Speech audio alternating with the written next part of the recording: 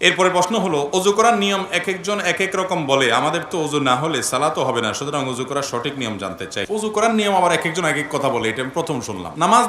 নামাজের মাসআলা নিয়ে অনেক মত পার্থক্য আছে, অনেক গন্ডগোল ঝামেলা আছে, অজু নিয়ে ঝামেলা আছে, আমি তো জানি না, প্রায় সবই এক। তারপরে তিনি জানতে চেয়েছেন অজুর সুন্নাত তরিকা হলো, আপনি প্রথম দুই হাতের কবজি পর্যন্ত ধোবেন, দুই হাতের কবজি পর্যন্ত 3 বার ধোবেন। এরপরে পানি নিয়ে 3 বার কুলি করবেন। কয়বার কুলি করবেন? 3 বার। কুলিটা করার সময় ভালো করে মুখের ভিতরে পানিটাকে নাড়া দিয়ে সম্ভবত একটু গড়গড়া করবেন, গড়গড়া করতে না পারলে অন্তত ভালো করে নাড়া দিবেন 3 বার। 3 বার নাকে পানি দিবেন। নাকে পানি দেওয়ার ক্ষেত্রে ইস্তেনসার সুন্নাত, ইস্তেনশাক এবং ইস্তেনসার এগুলো হলো সুন্নাত। তো এই নাকে পানি দেওয়ার ক্ষেত্রে যে নির্দেশ, সেটার বাস্তবায়নটা এভাবে হবে যে হাতের কোষে পানি নিয়ে নাকের কাছে ধরে হালকা করে টান দিবেন, জোরে টান দিয়ে আবার মাথা তুলে যাবে, একদম হালকা, বা নাককে চুবায় ধরে ডুবায় ধরে যাতে করে ভিতরে পানি যায়। এরপরে নাক পরিষ্কার করবেন। এভাবে 3 বার করা কি সুন্নাত। এরপর আপনি 3 বার আপনার মুখ ধোবেন। কয়বার ধোবেন? 3 বার। এই 3 বার ধোয়ার সময় পানি নেবেন অল্প, ডলবেন বেশি, ডলতে হবে বেশি, বিশেষ করে কপাল, এই যে কানের লতি, গোড়া, এগুলো একটু বেশি ডলা লাগে, কারণ এই জায়গাগুলো বর্ডার তো শুকনা থেকে যায় অনেক সময়, তো এগুলোকে ভালো করে ডলতে হয়। নবী করিম সাল্লাল্লাহু আলাইহি ওয়াসাল্লাম ওযুর ক্ষেত্রে বারবার বলেছেন, আসবিগুল ওযু, তোমরা ওযুকে পরিপূর্ণ করো, আয় আকমিলুল ওযু, তার মানে ওযুটাকে ভালোভাবে করতে হয়। এই ভালোভাবে ওযু মানে কি? ভালো ওযু মানে হলো সুন্দর করে ডলা, পানি অল্প নিলেন, ডলতে হবে বেশি। 3 বারের জায়গায় 4 বার 5 বার ধোবেন না। অনেক আছেন যে এই মুখ ধোয়ার ক্ষেত্রে দোয়া হইল কি হইল না, শুকনা থাকলো কিনা, এই ওয়াসওয়াসার কারণে সে একের পর এক পানি ধুইতেই থাকে, 5 বার 7 বারও ধোয়। এটা সুন্নতের খেলাফ। 3 বার ধোয়া সুন্নত, কমও করবেন না, বেশিও করবেন না। 3 বার পানি নিয়ে যদি আপনি বেশি করে ডলেন, অনেক সময় ধরে ডলেন, শুকনা থাকবে না। এরপরে যদি আপনার মনে বলে, যদি শুকনা থেকে যায়, তখন মনরে বলবেন শুকনা থাকলে আমি আল্লাহর সাথে বসবো, কারণ আল্লাহ রাসূল 3 বার করতে বলছে, আমি 3 বার করছি। এরপর শুকনা আছে কিনা, আমার ডলার আছে, ডলছি, এরপর শুকনা থাকলে আমার কোনো গুনাহ হবে না। আপনি অন্তত টেনশন নেবেন না, আমি দায়িত্ব নিলাম। যদি আপনি ডলারটা সুন্দর মতো করেন আর 3 বার দোন, শুকনা যদি আছে এরকম মনে হয়, বুঝবেন এটা ইবলিসে আপনারা দিয়ে পানি অপচয় করাবে, নামাজের জামাত ছুটাবে, আপনাকে ক্ষতিগ্রস্ত করবে নেক্সট সুরতে। এরকম ওয়াসওয়াসা নামাজের মধ্যে যে শয়তান দেয়, ওইটার নাম হলো খিনজাব, হাদিসে আসছে। ওইটা বিশেষ এক টাইপের ইবলিস আছে যে মানুষের নামাজের মধ্যে বিশেষ করে যত রকম ওয়াসওয়াসা আছে সেগুলো দেয়। এই জন্য এটা ওই ইবলিসের কথা শুনবেন না। যদি মনের ভিতরে ওয়াসওয়াসা আসে, বুঝবেন যে ইবলিস হাজির হয়ে গেছে। আপনার অজুতে বেশি পানি নষ্ট করায়, বেশি সময় নষ্ট করায় আপনাকে ক্ষতিগ্রস্ত করবে। আপনার মনে হবে যে 3 বারের জায়গায় আমি 5 বার দিতেছি, আমি তো আরো বেশি ভালো করতেছি। বেশি ভালো, বেশি ভালো, এই বেশি ভালো তো ভালো না। বেশি ভালো কি ভালো? ভালো না। তাহলে কয়বার দিতে হবে? 3 বার। এই 3 বার ধোবেন। দাড়ি যদি পাতলা হয় তাহলে একেবারে গোড়া পর্যন্ত যেন যায়, এরকম পানি দিয়ে চেষ্টা করবেন আপনার গোড়া পর্যন্ত পানি পৌঁছানোর। গেল এটা। এরপরে 3 বার হাত ধোবেন।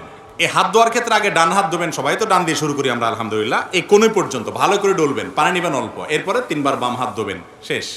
শুরুতে বিসমিল্লাহ বলবেন, বিসমিল্লাহ বলেই করবেন। আরেকটা জিনিস রয়ে গেছে, মেসওয়াক, গুরুত্বপূর্ণ জিনিস। অজুতে শুরুতে আপনি কি করবেন? মেসওয়াক করবেন। মেসওয়াক তো এখন আমাদের আর নাই, হারায় গেছে। কয়জনের পকেটে মেসওয়াক আছে দেখাতে পারবেন এখন? 2 জন, আর হয়তো 2-4 জন হবে। মেসওয়াক নাই। ভালো করে শুনে রাখেন, নবী করিম সাল্লাল্লাহু আলাইহি সাল্লাম বলেছেন, লাউলা আন আশুক্কা আলা উম্মতি লা আমারতুহুম বিসওয়াক, যদি আমার উম্মতের জন্য মেসওয়াকটাকে আমি কঠিন মনে না করতাম, আমি মেসওয়াক করাটাকে আবশ্যক, ফরজ ওয়াজিব করে দিতাম, অর্ডার জারি করে দিতাম যাতে সবাই মেসওয়াক করে। কারণ মেসওয়াক এটা মুমিনের জন্য, ইমানদারের জন্য অনেক উপকারী একটা জিনিস। এটা শুধুমাত্র দাঁত পরিষ্কার করো না, এটার সাথে অনেক কিছু সম্পর্ক আছে, ইমানের সম্পর্ক আছে। ইমানে মৃত্যু যে আমলগুলোর মাধ্যমে হয়, সে আমলগুলোর মধ্যে থেকে একটা হলো মেসওয়াক। মেসওয়াক বেশি বেশি করার মাধ্যমে মৃত্যুর সময় ইমান নিয়ে যাওয়ার তৌফিক নসিব হয়। প্রিয় নবী সাল্লাল্লাহু আলাইহি সাল্লামের জীবনের শেষ আমল কোনটা জানেন? একবারে শেষ আমল, যার পর আর কিছু করতে পারেন নাই, নিঃশ্বাস বন্ধ হয়ে আল্লাহর কাছে চলে গেছেন, রফিকে আলার সাথে সাক্ষাৎ করতে গেছেন, সেই শেষ আমলটা ছিল মেসওয়াক। নবী করিম সাল্লাল্লাহু আলাইহি সাল্লাম আয়েশা রাদিয়াল্লাহু তাআলা আনহার কোলে মাথা রেখে তিনি যখন অসুস্থ, মৃত্যুসজ্জায় শায়িত, মারা যাওয়ার ঠিক আগ মুহূর্তে, ওয়াফাতের ঠিক আগ মুহূর্তে তার মেসওয়াকটা দিয়েছেন আয়েশা রাদিয়াল্লাহু তাআলা আনহাকে। এটাকে চাবায়া যে নরম করবেন এই শক্তিটা তার শরীরে ছিল না, এতটা দুর্বল হয়ে গেছেন। তখন আয়েশা রাদিয়াল্লাহু তাআলা আনহা নিজে চাবায়া সেটাকে নরম করে নবী সাল্লাল্লাহু আলাইহি ওয়াসাল্লামের হাতে তুলে দিয়েছেন। তিনি সে মেসওয়াক করেছেন, এই মেসওয়াক করতে করতেই এরপর দুনিয়া থেকে চলে গেছেন। কত গুরুত্বপূর্ণ আমল হলে নবী সাল্লাল্লাহু আলাইহি ওয়াসাল্লাম জীবনের শেষ আমল এটা হয়। আর ইবলিস এখন আমাদের থেকে এই আমলটাকে এমনভাবে বিদায় করেছে, হাজার হাজার মানুষের মধ্যে দু চারজনও মেসওয়াক তারা করে না, ওযু করে নামাজ পড়ে কিন্তু মেসওয়াক করে না। ভাইরা আমার, আমাদের দাঁতে যে নার্ভগুলো আছে এগুলোর সাথে ব্রেইনের একটা সম্পর্ক আছে। মেসওয়াক এটা করার মাধ্যমে আল্লাহ রাব্বুল আলামিন বান্দার ব্রেইনে ঈমানকে তরতাজা রাখেন, এবং এটা নিয়ে বেশ কয়েকটা গবেষণা আছে, দারুণ দারুণ কিছু গবেষণা আছে। এই গবেষণাগুলো আমি যাদের প্রতি খুব আস্থা রাখি এরকম কিছু ভাইয়েরা আমাকে পড়ে তার নির্যাসটা জানিয়েছেন। আমি তাদের উপরে ভরসা, তাদের উপর আস্থা রেখে আমি সেই আর্টিকেলগুলো সম্পর্কে টুকটাক আরও জানার চেষ্টা করেছি। করার পরে আমার কাছেও পরিষ্কার হয়েছে তাই যে মেসওয়াকের সাথে মানুষের ঈমানে মৃত্যু নসিব হওয়ার একটা সম্পর্ক অনেক সুনিবিড় আছে।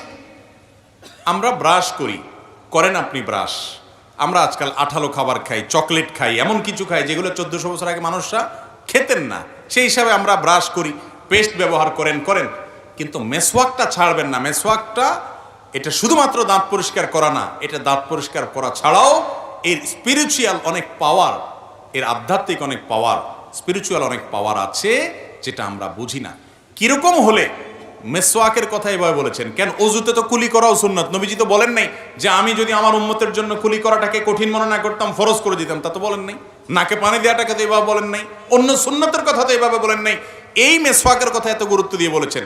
আরো মজার বিষয়, মেসওয়াক শুধু ওযুর সময় না, নামাজের সময় রাসূল আকরাম সাল্লাল্লাহু আলাইহি ওয়াসাল্লাম ইবনে হাদিস থেকে নামাজের সময় মেসওয়াকের কথা বলা আছে। এই জন্য সৌদি আরবে গেলে, আপনার মক্কা মদিনায় গেলে দেখবেন আরাবিয়ানদেরকে তাদের পকেটে মেসওয়াক থাকে, ম্যাক্সিমাম আরাবিয়ানদেরকেই। নামাজে দাঁড়াইছে তারা বাইর করে একামত দিচ্ছে, তারা দাঁতের উপরে মেসওয়াকটা দিয়ে ঘষে আবার সেটাকে রেখে দিচ্ছে পকেটে, খুব সিম্পল। কিন্তু ওই যে নামাজের সময় মেসওয়াক করতেছে, এটা শুধুমাত্র দাঁত পরিষ্কার করা না, দাঁত পরিষ্কার চাইলে অনেক বেশি কিছু, নামাজে মনোযোগ আসার জন্য এটার উপকারিতা আছে। এর পাশাপাশি এই মেসওয়াকের আমলটা, এটা আপনি যখন শুতে যাবেন, আপনি যখন কারোর সাথে সাক্ষাৎ করতে যাবেন, বিভিন্ন জায়গায় মেসওয়াকের আমলটা করতে বলা হয়েছে। এই যে মেসওয়াকের আমলটা, এটা আজ হারিয়ে গেছে আমাদের থেকে। ওযুর সময় মেসওয়াক করাটা বিশেষভাবে সুন্নত। করবো তো ইনশাআল্লাহ। গাছের ডাল রেখে দিবেন, একটু ঘষবেন এবং কিছুদিন পর পর পাল্টাবেন। জান্নাত চাইবেন আর একটু কষ্ট করতে পারবেন না? এই মেসওয়াকের উপকারিতা অনেক অনেক গুণ বেশি। এটা আল্লাহ তাআলা আমাদেরকে বোঝার তৌফিক দান করুন। তো যেটা বলতেছিলাম ওযুর নিয়ম সম্পর্কে, যে ওযুর নিয়ম এটা যখন আমরা বলতে গেছি, মেসওয়াকের কথাটা দেখেন শয়তানও আমার ভুলে দিছি, অথচ এটাকে আমি খুব গুরুত্বের সাথে করি। আমার ব্যক্তিগতভাবে আমার বাসায় মেসওয়াক বান্ডিল সহকারে আমি রাখি, বান্ডিল সহকারে, যাতে করে সব বাচ্চারা মেসওয়াক করার অভ্যাস গড়ে ওঠে, এবং এমনভাবে রাখা হয় যাতে অনেকগুলো মেসওয়াক থাকে, কখনো টান যেন না পড়ে। তো যাই হোক, সেটা শয়তান আমাকে ভুলাই দিছে। তাহলে উজুতে ওই মেসওয়াকটা বিশেষভাবে খেয়াল করবেন, বিসমিল্লাহ বলে করবেন। শুরুতে দুইটা মিস্টেক ছিল, বলে দিলাম। এবার আসি, 2 হাত ধোয়া শেষ, মাথা মাসে করবেন। ভিজা হাতরে এইভাবে পুরো হাত ভিজানোর পর এই হাতকে আপনি মাথায় দিয়ে এভাবে টান দিবেন, টান দিয়ে একেবারে পেছন পর্যন্ত নেবেন। সেখানে হাতের এইটুক ব্যবহার করবেন, এটাকে টান দিবেন, তাহলে এইটুক অব্যবহৃত থেকে যাবে। এভাবে যখন টান দিবেন গোড়ার অংশ থেকে যাবে। এবার আসার সময় এইরকম করে টান দিবেন, তাহলে যাওয়ার সময় অর্ধেক হাতে আর আসার সময় বাকি অর্ধেক হাতে টান দিবেন, তাতে পুরো মাথা কি হয়ে যাবে? মাসা হয়ে যাবে। এই মাথা পুরাটা মাসে করাটাই হলো সুন্নাহ। পুরো মাথা মাসে করলেন, এরপরে ভিজা আঙ্গুল দিয়ে কি করবেন? কান মাসা করবেন। কান মাসা শেষ, গর্দান মাসা করবেন কিনা, এই তো এবার একটা ভেজাল এবং কামড়াকামড়ির জায়গায় চলে আসি আমরা, তাই না? এই একটা জায়গাতে ঝামেলা একটু এবং মতপার্থক্য আছে। গর্দান মাসে করা সম্পর্কে বেশ কয়েকটা বর্ণনা পাওয়া যায়, কিন্তু সে বর্ণনাগুলোর অবস্থা পর্যালোচনা করলে নিরপেক্ষভাবে আমার কাছে ক্ষুদ্র দৃষ্টিতে ওলামা একরামের তাহকিকগুলো দেখার পর আমার কাছে যেটা মনে হয়েছে সেটা হলো যে গর্দান মাসে করাটা আসলে হাদিস দ্বারা, সুন্নাহ দ্বারা সাব্যস্ত নয়। এটা সাব্যস্ত হওয়ার মতো, এটাকে সুন্নাত বলার মতো, মুস্তাহাব বলার মতো এই পর্যায়ের হাদিসগুলো না।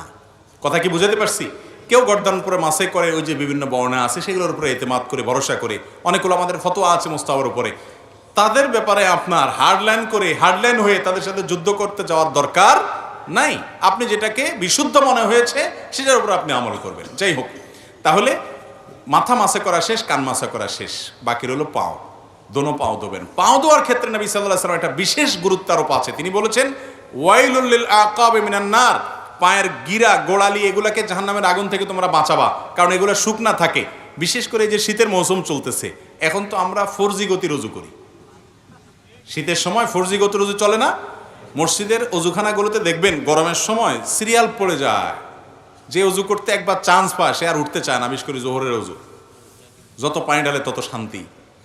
আর শীতের সময় দেখবেন যে অজুখানাতে, মাগরিবের সাথে তো অজুখানাতে কোনো মানুষই পাওয়া যায়, সবাই আসরটা দিয়া রেডিমেড একদম এসা পর্যন্ত কমপ্লিট করে, ঠিক না ভাই? ঠিক। এই যে শীতের সময় অজু আমরা তাড়াহুড়ো করি, শুকনা থেকে যায়, ত্বক শুকায় থাকে। শীতে আপনি ত্বকের যত্ন নেন, অজুরও যত্ন নিতে হবে। এই জন্য বিশেষভাবে পাও ডোলে ডোলে ভালো করে গিরা গোড়া এগুলো ধুইতে হবে, এবং চিপা চাপাগুলোতে আঙ্গুলের খেলাল করতে হবে। এভাবে যদি আপনি 3 বার ডান পাও 3 বার বাম পাও ধোন, আপনার অজু কমপ্লিট। এরপরে কালিমায়ে শাহাদা পাঠ করেন, আল্লাহ রাব্বুল আলামিন ইনশাআল্লাহ বিইذনিল্লাহ এই অজুর মাধ্যমে আপনার জান্নাতে যাওয়াকে সহজ করবে। বুঝাতে পারছি? তাহলে এইভাবে অজু করতে